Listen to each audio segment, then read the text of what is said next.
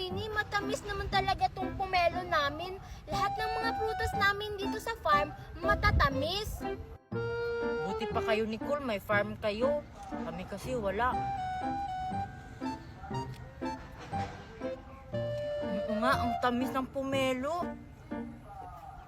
Sabi ko sa'yo, di ba? Man ko nga rin. Ang sarap. Ang tamis.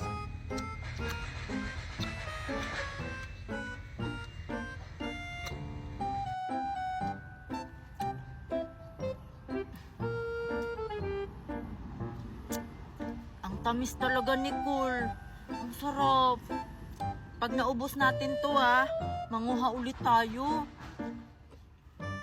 O sige, basta. Pag naubos na natin tong kinakain natin, Oo, bibilisan ko talaga sa pagkain.